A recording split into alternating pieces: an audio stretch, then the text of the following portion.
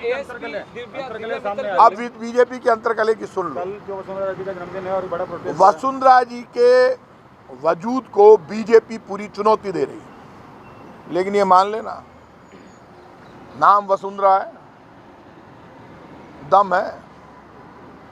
आप बीजेपी के लोगों को मैं एज ए मित्र राय दे रहा हूं, वसुंधरा जी को राजी करके तुम राजनीति करोगे तो फायदे में रहोगे, लेकिन वसुंधरा जी को नाराज करके तुम राजनीति करना चाहोगे तो सुन लो, जिस परिवार में महिलाओं का सम्मान नहीं होता उस परिवार का अंत हो जाता है। और आज मैं आपसे कह रहा हूं, मेरे घर में मेरी माँ, उनका नाम है हिम्मत कुमारी, उनका रुतबा चलता है। मेरे पिताजी, मैं बरसों से देख रहा हूँ, मेरी माँ के सामने नहीं बोलते। तो मैंने जब नई नई शादी हुई, मेरी वाइफ के सामने जब तेज बोला तो मेरी माँ ने मुझे बुला के धमकाया और कहा कि तू तेरी वाइफ के सामने नहीं बोलेगा। मैंने कहा साहब क्यों नहीं बोलूँगा? बोले तू नहीं बोल सकता। क्यों नहीं बोल सकता? बोले तेरा बाप मेरे सामने कभी नहीं बोला, तू कैसे बोलेगा? तो मैंने कहा तो तेरे पिताजी को फॉलो कर। मैंने कहा साहब ठीक है। मैंने कहा वो तेज बोले, आप वो तेज बोल सकती है।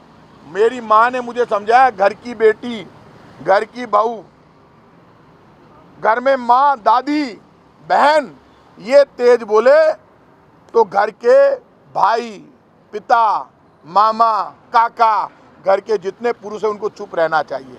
उससे चुप रहने से घर में लक्ष्मी जी का तो वासा होता है और शांति रहती है। यदि बीजेपी को अपने घर में शांति चाहिए, वोट चाहिए, तो उनको ये समझना पड़ेगा देश की परंपरा है। ये देश माल चाहिए तो लक्ष्मी माँ, विद्या चाहिए तो सरस्वती माँ, और ताकत चाहिए तो दुर्गा माँ, सब महिलाओं के पास है। बीजेपी के लोगों, वसुंधरा जी से लड़ो मत, राजी कर लो, उनका जन्मदिन है, तुम भी जाओ। यार कैसी लड़ाई? मतलब एक बीजेपी की नेता को जो 2 बार मुख्यमंत्री रही, बोले आपको जन्मदिन नहीं मनाने देंगे। अरे जन्मदिन मना रही है। मुझे तो दुख इस बात का है, बीजेपी कांग्रेस से ऊपर उठो। वसुंधरा जी का जन्मदिन है तो बीजेपी वालों के नेताओं के पेट में दर्द क्यों हो रहा है ये बताओ। अब वो जन्म भी हो गया उनका, 2 बार मुख्यमंत्री बन गई, अब तो उम्र भी बहुत हो गई, और वो केंद्रीय मंत्री भी रह ली।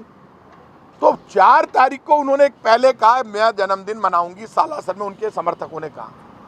आप भी जाते, नहीं बधाई देनी है नहीं देते, लेकिन पापियों ये तो मत करो कि तुम्हारे घर की बहन, तुम्हारे घर की माँ, तुम्हारे घर की बेटी है वसुंधरा जी, वो तुम्हारे घर की माँ भी है, बीजेपी वालों के घर की बहन भी है, किसी की बेटी भी है।